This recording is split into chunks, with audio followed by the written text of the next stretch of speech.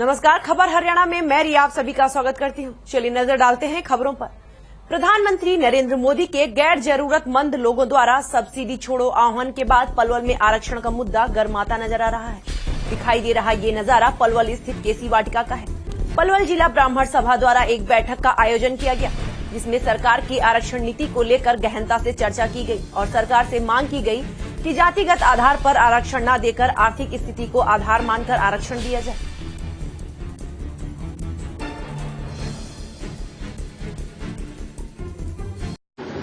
ऐसा है जो आज से 60-65 साल से आरक्षण चला रहा, उसमें विशेष जातियों को तरजीह दी गई। उसमें आईपीएस, आईएएस, मिनिस्टर्स, बड़े बड़े इंडस्ट्रीज सभी शामिल हैं, जिनको आरक्षण की आवश्यकता नहीं है। अभी सरकार एक तरफ तो कहती है सब्सिडी छोड़ो, संपन्न लोग, यही सब पे लागू होना चाहिए। ये नियम आरक्षण पे भी लागू होना चाहिए कि आरक्षण में वही लोग आरक्षण लें जिन्हें आवश्यकता है। वो सभी बिरादरियों में, सभी जातियों में गरीब लोग हैं जिनको आरक्षण मिलना चाहिए। हमारा एक मुद्दा है कि समदर्शी व्यवहार होना चाहिए सबके साथ, चाहे वो किसी भी जाति का है। उसको हम शिक्षा में अपनी पूरी सहूलियत दें, शिक्षा के बाद एडमिशन जो आगे के चलते हैं उनमें दें, कोचिंग दें, बढ़िया तालीम दें, वहाँ तक सारी बातें ठीक है। लेकिन जब नौकरी की और रोजगार की और इस तरह की बातें आती हैं पदों की, तो उसमें समान व्यवहार सबके साथ होना चाहिए। उसमें अगर रिजर्वेशन होता है तो आर्थिक आधार पर सभी जातियों को मिलना चाहिए, सभी जातियों को मिले, या फिर इसको खत्म करके उसको बराबर रखा जाए। जातिगत आधार पर जो भी जितने भी तरह के आरक्षण है वो सब रद्द होने चाहिए। रद्द होने चाहिए। हमारी मांग ये है कि आर्थिक आधार पर आरक्षण होना चाहिए, वो किसी भी जाति का हो सकता है, उसमें सबको समान मिले। केवल और केवल आर्थिक आधार पर ही आरक्षण होना चाहिए। जो गरीब का बच्चा है, गरीब है, केवल उसी के लिए वो किसी भी समाज में, शिक्षा में, चिकित्सा में, दाखिलों में, हाँ, उसी को मिलना चाहिए। वो किसी भी जाति का हो सकता है, वो अग्रवाल समाज से भी हो सकता है, ब्राह्मण समाज से भी हो सकता है, पंजाबी समाज का हो सकता है, जाट भी हो सकता है, हरिजन भी हो सकता है, बीसी भी हो सकता है। पलवल के होडल में आधार कार्ड के लिए लोगों की हो रही परेशानियों को देखते हुए जिला उपायुक्त ने 80 मशीनें लगवाई हैं। जिला उपायुक्त ने कहा कि जिले में 1 महीने के अंदर सभी लोगों के आधार कार्ड बन जाएंगे। साथ ही उन्होंने कहा कि जनता को किसी तरह की परेशानी न हो, इसके लिए सभी गांवों में मशीनें भी भेजी जा रही हैं।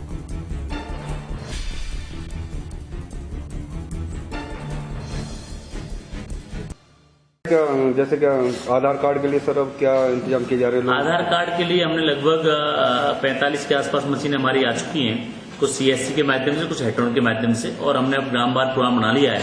उसके माध्यम से सभी गांवों में और शहर के वार्डों में वार्डबंदी की जाए और आधार कार्ड बनाने का कार्यक्रम किया जाए, और जिससे कि पलवल जिले में अधिक से अधिक आधार कार्ड बन सके। रेवाड़ी के धारूहेड़ा पुलिस ने बुढ़ाना के समीप खेतों से एक युवक का शव बरामद किया है। आपको बता दें कि जो शव पुलिस को मिला है वह पूरी तरह से जला हुआ था, जिसके बाद पुलिस ने शव को कब्जे में लेकर मामले की जांच शुरू कर दी है। जांच अधिकारी का कहना है कि शव को लेकर पुलिस ने जांच शुरू कर दी और जल्द ही आरोपी गिरफ्तार कर लिए जाएंगे।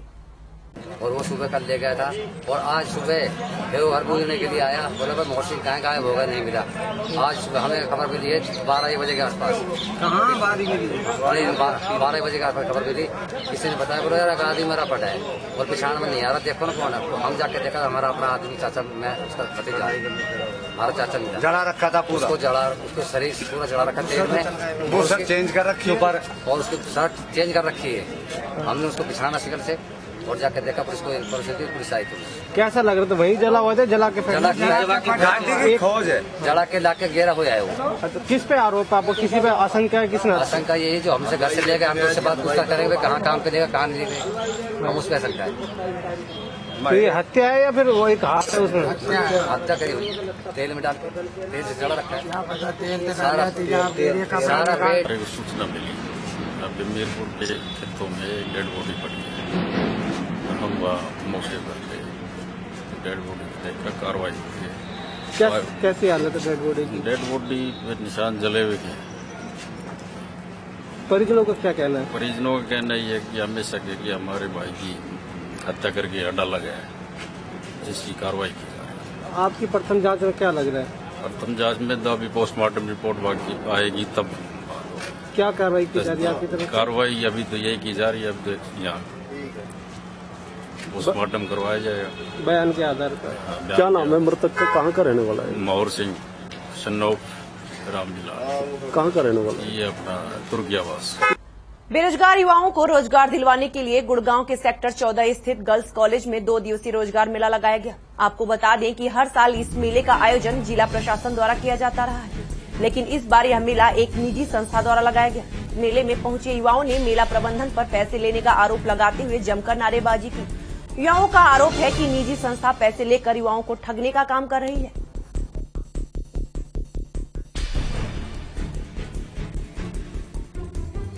मैं इंटरव्यू के लिए आया था, मैंने सिविल इंजीनियरिंग कर रखी है, तो मेरे को मेल आया था नवज्योति सोल्यूशन से। कल आया था 28 को। उन्होंने बोला यहाँ पे कंपनीज आ रही हैं, तो मैं आके यहाँ पे चेक किया तो कंस्ट्रक्शन की एक भी कंपनी नहीं है। तो कोई इंटरव्यू या कोई कंपनी ऐसी नहीं मिली आपको?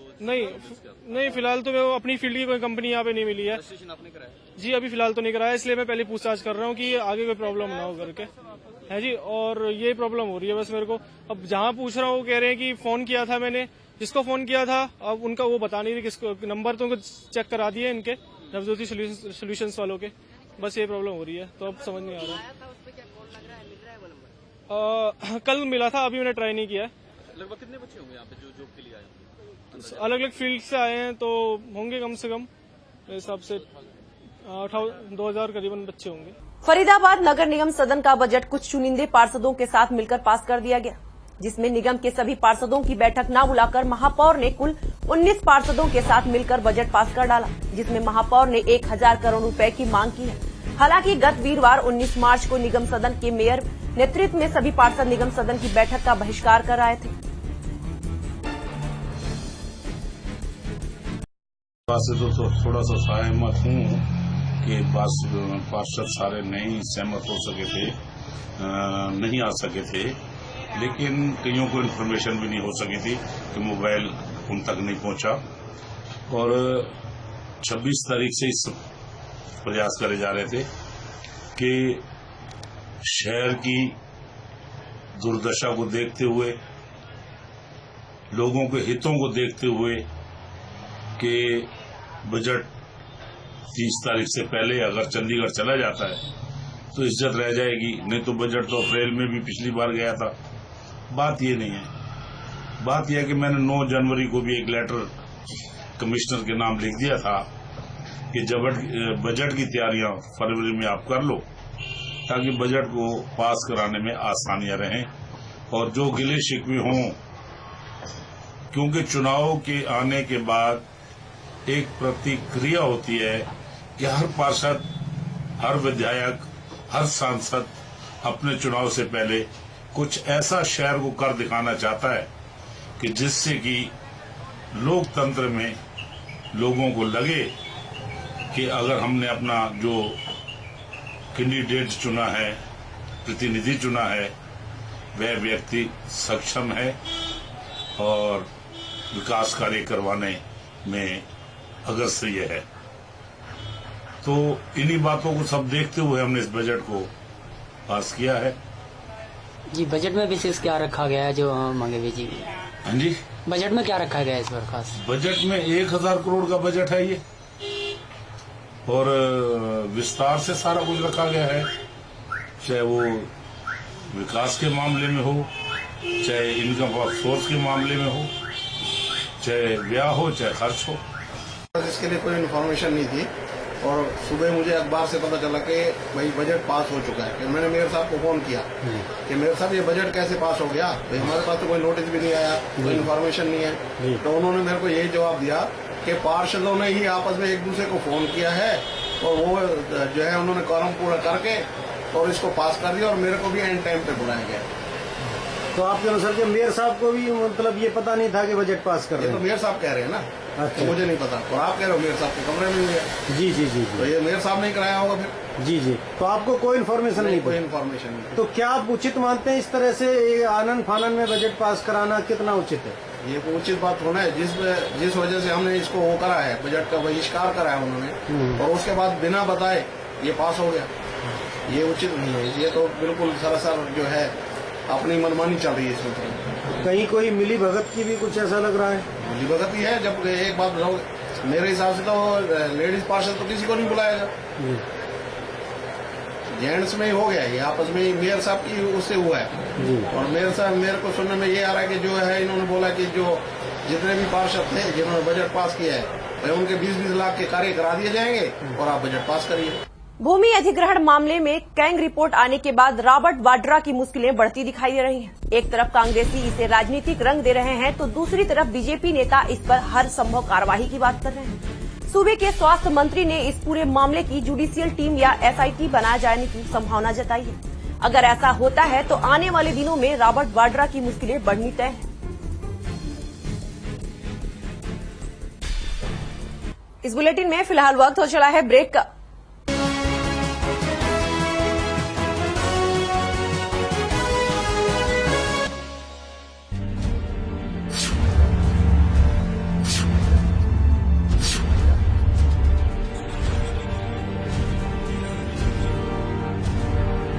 और अब बात चारा घोटाले मामले की। जगन्नाथ मिश्रा ने सीबीआई कोर्ट में समर्पण कर दिया है।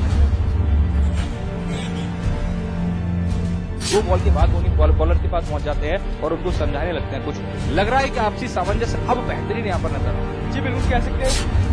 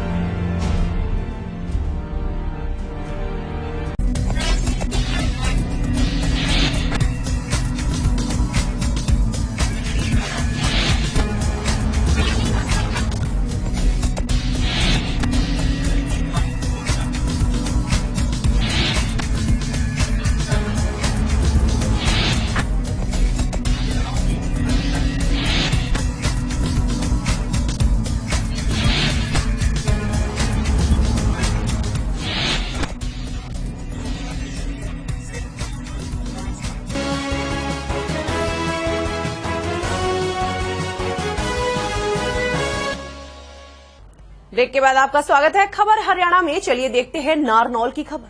नारनौल में एक ट्रक और पिकअप की टक्कर में 2 युवकों की मौत हो गई और वहीं 2 युवक गंभीर रूप से घायल हो गए। इस घटना में जहां एक युवक की हालत गंभीर देखते हुए रोहतक रेफर कर दिया गया, उसके बाद पुलिस ने मामला दर्ज कर आगे की जांच शुरू कर दी है। ये करीब सुबह 7:30 पौने 8 बजे करीब आया एक्सीडेंट हो गया। तो एक पिकअप में जो शादी से अपना निपट गए, जो हलवाई वगैरह थे वो निपट के आ रहे थे अपने यहीं के, तो लोग बता रहे थे। और सामने एक डंपर आ रहा है इधर मिर्जापुर साइड से, उसने इसको टक्कर मारी, जिससे बता रहे दो व्यक्ति मौके पर एक्सपायर हो गए। सिटी में लड़का आ रहा था, टाइम पेट्रोल पंप खाने से डंपर आयो, पिकअप अंदर। ये अपना सिटी मैरिज हॉल है, इसके अंदर शादी में कार्य कर रहे थे हलवाई का। फिर वहां से अपना घर की तरफ आ रहे थे, सिटी मैरिज हॉल से सैनिक अड्डा की तरफ होते हुए वो डंपर आया, डंपर ने इनको चोट मार दी, जिससे मेरा चाचा रोशनलाल भी एक्सपायर हो गया और रोहतास सरनोर बंसीलाल वो भी हमारा एक्सपायर हो गया। और 2 एक सीरियस है, उसको जयपुर रेफर कर दिया, एक हॉस्पिटल में उपचाराधीन है। पुलिस अपने मौके पर पहुंच गई थी, एसएचओ सिटी साहब ने वो जाम खुलवा दिया और तुरंत अपनी कार्रवाई सख्त कर दी। हुड्डा सरकार में रॉबर्ट वाड्रा लैंड डील को रद्द कर कांग्रेस सरकार से लोहा लेने वाले आईएएस अधिकारी अशोक खेमका बीजेपी सरकार में भी खुद को अकेला और असहाय महसूस कर रहे हैं। तभी उन्होंने सोशल मीडिया साइट पर ट्वीट करके ये लिखा है कि मेरे फोन का कोई जवाब नहीं दे रहा, मुझे अपनी राह पर चलना होगा। अशोक खेमका के इस ट्वीट पर प्रदेश के स्वास्थ्य मंत्री अनिल विज ने उन्हें हौसला देते हुए ट्विटर पर जवाब दिया कि मैं आपके साथ हूं। ऐसे में इन दोनों के ट्वीट के कई मतलब निकलते हैं। मैं खेमका के साथ हूं। क्या तात्पर्य? क्योंकि कांग्रेस के जिस भ्रष्टाचार के खिलाफ हम सारे हिंदुस्तान में लड़ाई लड़ रहे थे, उसी कांग्रेस के खिलाफ सरकार के अंदर रहते हुए खेमका ने भ्रष्टाचार के खिलाफ लड़ाई लड़ी है और उसकी काफी कीमत भी अदा की है। तो मैं पूरी तरह से ऐसे व्यक्ति के साथ हूं और आखिरी दम तक उसका साथ दूंगा। रॉबर्ट वाड्रा जो लैंड डील है वो भी खुलासा उन्होंने किया था। नहीं, बहुत मामले उन्होंने किए उजागर। रॉबर्ट वाड्रा मामला भी उन्होंने उजागर किया और भी कई मामले उजागर किए। कोई 25-30 बार अपनी ट्रांसफर भी झेली उन्होंने, चार्जशीट भी झेली उन्होंने, बहुत उन्होंने कष्ट उठाए हैं। दिल्ली से सटे फरीदाबाद में अपराधियों के हौसले इतने बुलंद हैं कि वे अब मंदिरों तक का नहीं छोड़ रहे हैं। नया मामला फरीदाबाद के मुजेसर में सामने आया है, जहां एक मंदिर में आरोपियों ने मंदिर के साधु और एक युवक की सर पर चोट मारकर हत्या कर दी। मंदिर में हुई 2 लोगों की हत्या से आसपास के इलाके में सनसनी का माहौल बना हुआ है, जिसके बाद पुलिस मौके पर पहुंचकर आरोपियों के खिलाफ मामला दर्ज कर जांच शुरू कर दी है।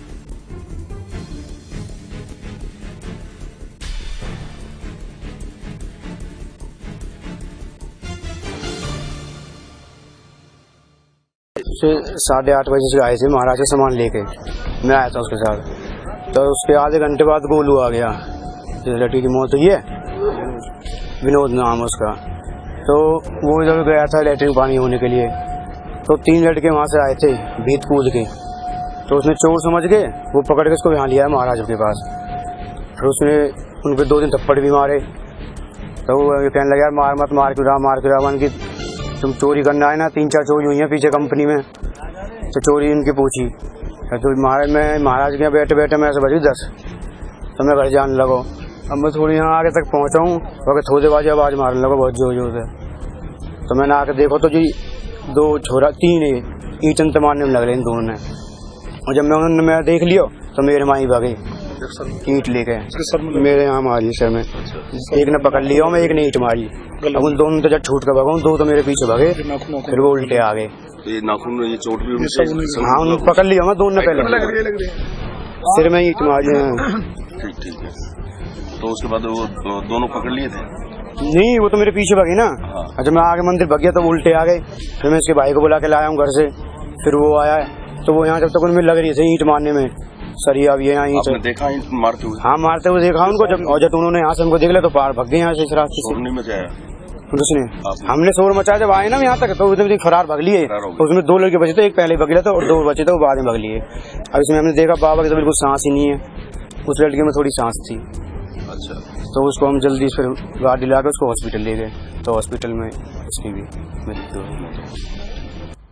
स्थानीय क्षेत्रवासियों के लिए टोल फ्री और सराय मेट्रो स्टेशन के नाम में परिवर्तन और मथुरा रोड पर यू टर्न देकर सराय ख्वाजा को कनेक्ट कर उसकी पुरानी गरिमा लौटाने की मांग को लेकर RWA सेक्टर 37 के प्रतिनिधि मंडल में क्षेत्रवासियों और आशा वर्कर्स की प्रधान आशा शर्मा ने केंद्रीय मंत्री कृष्णपाल गुर्जर के कार्यालय पर मंत्री की अनुपस्थिति में उनके सुपुत्र देवेंद्र चौधरी को ज्ञापन सौंपा।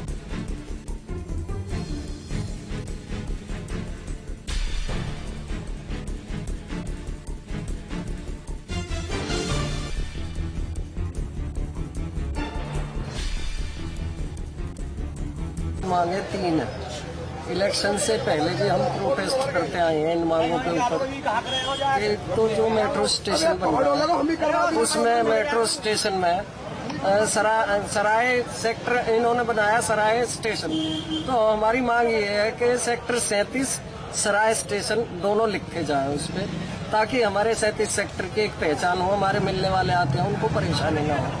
दूसरा, हमने टोल फ्री के लिए काफी संघर्ष किया, महापंचायत की थी, तब भी यस हुआ था हमारा कि भाई टोल फ्री हम कर देंगे। और जैसे गुड़गांव में हुआ था, अब हम चारों तरफ से घिरे हुए हैं टोल के। इधर सोने का टोल है, उधर होटल में टोल लग रहा है, इधर गुड़गांव लग रहा है, इधर दिल्ली का लग रहा है। तो हमारी ये मांग है कि भाई टोल फ्री होना चाहिए। पहली बात तो ये है, उसमें पेट्रोल खर्च होता है, लोग लाइन में खड़े होते हैं, इतना टाइम वेस्ट होता है। तो हमारी ये मांग है कि जो पहले सरकार गाड़ी इसमें खरीद लेती है, उसमें और एक्स्ट्रा ले ले। अगर ये नहीं हो पाए तो कृष्णपाल जी जब बने थे हमारे माननीय मंत्री जी, उन्होंने ये कहा था कि भाई क्या नाम है, मैं टोल फ्री कर दूंगा। और उसके बाद जब आए थे, हमने बुलाया था सेक्टर 37 में, तब ये कहा था पास बनवा दूंगा, एक गाड़ी का फ्री कर दूंगा। तो हमारी माननीय नेताजी से ये मांग है कि भाई हमारे पास बने, एक गाड़ी घर से फ्री हो। और गडकरी जी का खुद का बयान है, ये उन्होंने ये कहा कि भाई विद इन डिस्ट्रिक्ट फ्री होना चाहिए।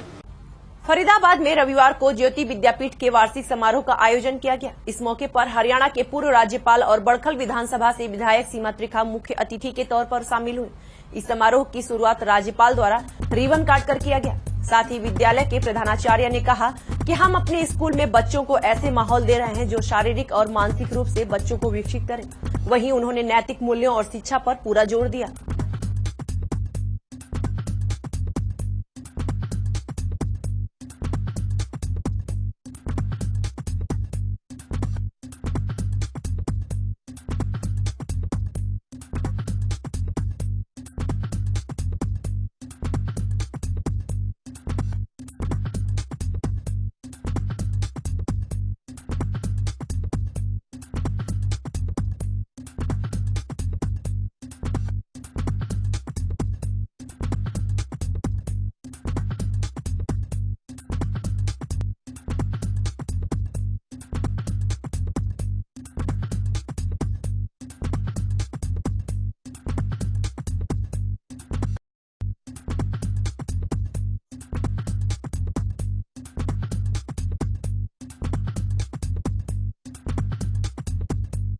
तो मेरा बहुत लंबा है।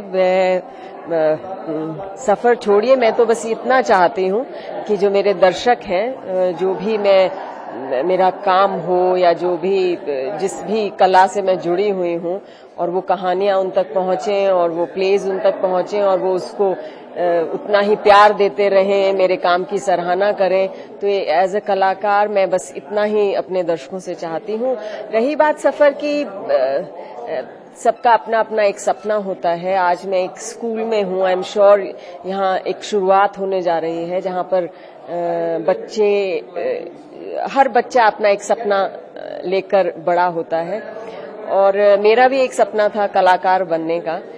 बस ये है कि कोई भी सपना अपना पूरा करने के लिए एक फोकस और एक बहुत डिटर्मिनेशन की जरूरत होती है, एक फेथ होना जरूरी होता है अपने आप में, और वही एक फेथ था। जरूरी नहीं कि हर का सपना एक्टर बनना हो, कोई डॉक्टर बनना चाहता है, कोई इंजीनियर बनना चाहता है, कोई पायलट बनना चाहता है, पर बात बस इतनी है कि खूबसूरत सपने देखें और उन सपनों को पूरा करने के लिए मेहनत लगती है। पूरी लगन से आपको काम करना पड़ता है, पूरा डिटर्मिनेशन से आपको काम करना पड़ता है। और इसी वर्ष इसी सेशन से आशा ज्योति विद्यापीठ नाम के विद्यालय की स्थापना की जा रही है। मैं यहाँ की प्रिंसिपल हूँ और यहाँ की शिक्षा के लिए, बच्चों के लिए जो भी यहाँ पर ज़रूरतें हैं उसको पूरा कर रही हूँ। ज़्यादातर स्कूलों में ये पाया गया है कि बच्चों को इंडिविजुअल अटेंशन नहीं मिल पाती। हमारे यहाँ स्टूडेंट टीचर रेशियो 1:20 पे रखा गया है ताकि मैक्सिमम अटेंशन बच्चों को दी जाए। जूनियर क्लासेस में मॉन्टेसरी की फैसिलिटी है। All Montessori methods of teaching, Montessori equipment, everything is available. We have a tie-up with Educom, so you have digital classrooms and children can avail the best of technology and the best of reading material and habits. और कोशिश ये की जा रही है कि उनके ancient values और कल्चर के साथ साथ उन्हें मॉडर्न टेक्नोलॉजी और एजुकेशन दी जाए। प्रधानमंत्री नरेंद्र मोदी द्वारा बेटी बचाओ बेटी पढ़ाओ के नारे की एक झलक दिल्ली से सटे फरीदाबाद के पल्ला के तरुण निकेतन पब्लिक स्कूल में देखने को मिला। आपको बता दें कि इस दौरान स्कूल की छात्राओं ने बढ़ चढ़कर इस कार्यक्रम में हिस्सा लिया। वहीं स्कूल के संस्थापक ने जानकारी देते हुए बताया कि देश में बेटी बचाओ बेटी पढ़ाओ से लोगों को जागरूक किया जा सकता है।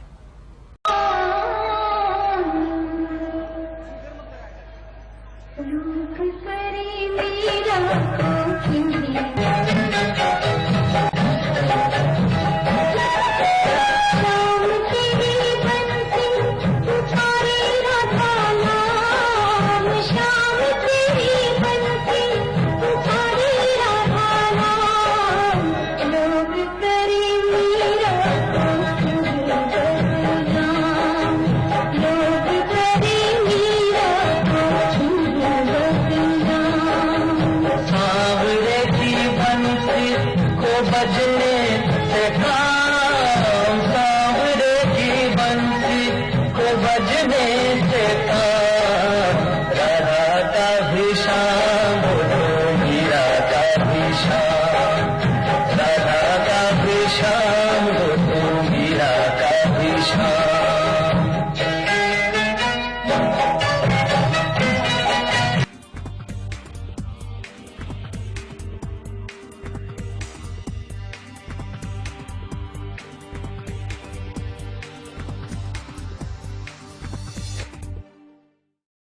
से हमें बहुत फायदा है। बच्चे भी होशियार हुए हैं, हमारे पढ़ने में नॉलेज भी आई है बच्चों को।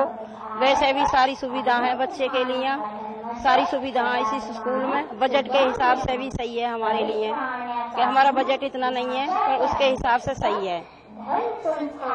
हमारा बच्चा 11th में पढ़ता है यहाँ पे और 11th में टॉपर है। अच्छा स्कूल लगा है हमें, हमारे घर के पास भी है।